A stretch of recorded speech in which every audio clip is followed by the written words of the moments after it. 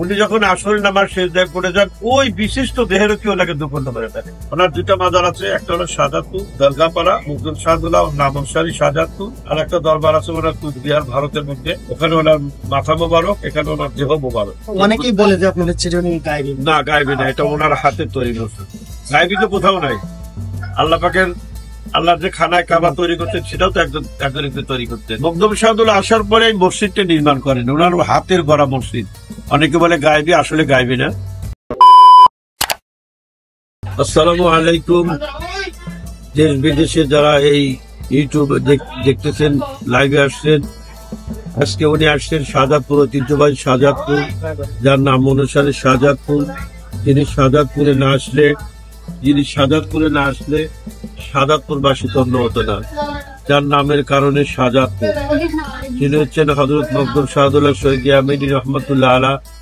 উনি 1250 থেকে 1296, যে কোনো এক সময় উনি এই দেশে আগমন করেন। ইয়ামেন দেশ থেকে হযরত মুআয ইবনে জাবেলের নির্দেশে, হুজুর পাক সাল্লাল্লাহু আলাইহি ওয়াসাল্লামের নির্দেশ মোতাবেক হযরত মুআয ইবনে জাবেল হুজুরের বিশিষ্ট সাহাবী ছিলেন। ওনার অনুমতি ক্রমে এই বাংলাদেশে একটাই কারণ, সেটা হল ইসলাম ধর্ম গ্রহণ করার জন্য, ইসলামকে তাজা করার জন্য, ইসলামকে জিয়াদা করার জন্য, ইসলামকে প্রসার করার জন্য উনি এই শাহজাদপুরে আগমন করেন। 360 জন আউলিয়ার মধ্যে হযরত মকদুম শাহদুল্লাহ উনি একজন। উনি এখানে এসে প্রথমে একটা গ্রাম আছে পোতাজিয়া একটা গ্রাম আছে, সেই গ্রামেতে উনি নৌকাবিরা প্রায় 40 জন দরবেশ সহ উনি একটা অঞ্চলে যে আগমন করেন, প্রায় 40 জন দরবেশ নিয়ে নৌকা যোগে।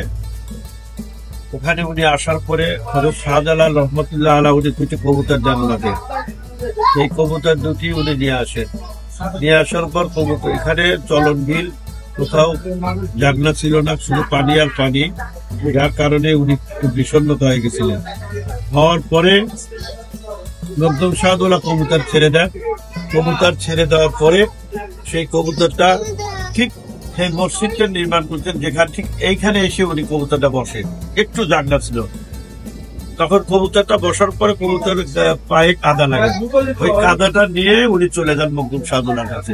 যখন মকদুম শাহদুল্লাহ মনে করবেন যেখানে একটা জায়গা আছে যেখানে আমি আস্তানা করতে, তখন নৌকাটা ওখান থেকে ওনার সঙ্গে সামনে দিয়ে এই শাহজাদপুর এই দরগাপাড়া চলে আসেন। এইটা ছিল রাজা বিক্রম কেশওয়ারি এলাকা।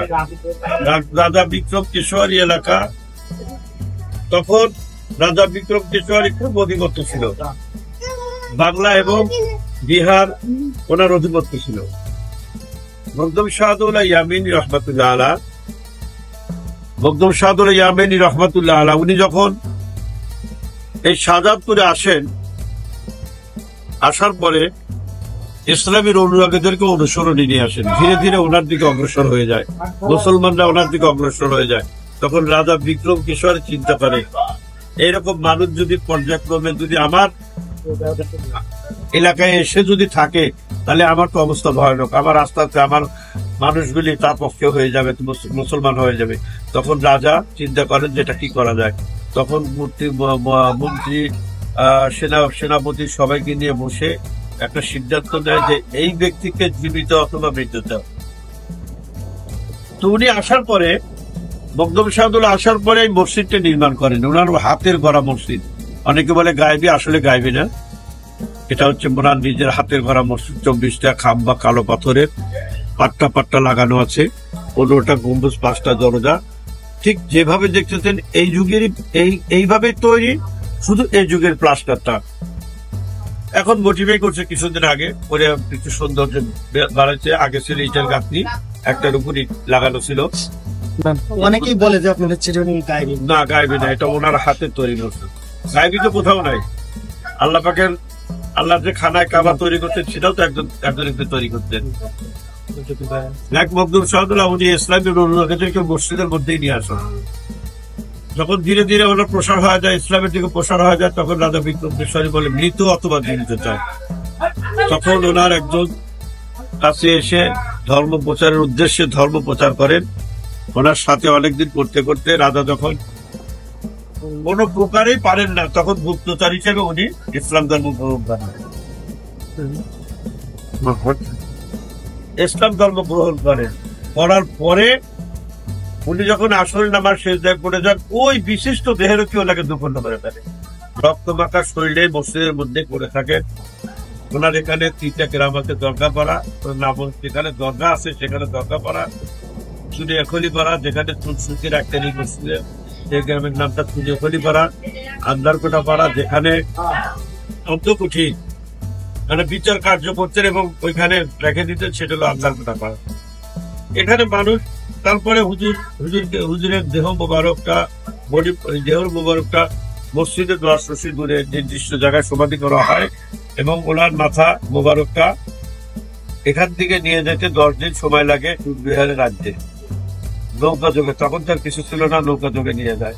নৌকা যোগে নিয়ে যাওয়ার পরে রাজার কাছে যখন ইনাম চাওয়ার জন্য যখন মস্তকটা ফেলে দেয়, তখন সুবহানাল্লাহ, আলহামদুলিল্লাহ, লা ইলাহা ইল্লাল্লাহু আল্লাহু আকবার, আল্লাহু আকবার প্রতিধ্বনিতে পঙ্কিত হয়। তখন রাজা একটু চিন্তা করেন, ধর্মী যতই হোক তবু চিন্তা করে যে এত বড় একটা মহান ব্যক্তি, এত মহান ব্যক্তি, এত ছোটখাটো ব্যক্তি নেই, তুমি তাকে জীবিত আনতে পারলে না। বন্ধুরা, আপনি তো এই নাম ঘোষণা দিচ্ছেন, জীবিত আপনার দিতে আমি উইথ দিয়ে আসি। ওনার 2টা মাজার আছে, একটা হলো শাহজাদপুর দরগাপাড়া মুসলিম শাহদুল্লাহ নামসারি শাহজাদপুর, আর একটা দরবার আছে ওনার কুচবিহার ভারতের মধ্যে। ওখানে ওনার মাথা মোবারক, এখানে ওনার দেহ মোবারক। এখন এখানে হাজার হাজার শরণার্থী আছে, হিন্দু আছে, মুসলমানও আছে, বৌদ্ধ আছে, খ্রিস্টান আছে। তবে একটা মজার ঘটনা, আল্লাহর সাথে যার সম্পর্ক, আল্লাহর সাথে যার আল্লাহ মহাব্বত সৃষ্টি করে, বন্ধুত্ব সৃষ্টি করে, তার কাছে কিছু চাইলে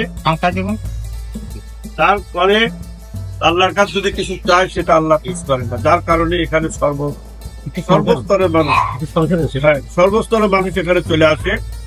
2য় সপ্তাহ বৃহস্পতিবার শুক্রবার ওনার বাৎসরিক ওরস মোবারক। এখানে যারা আসে সব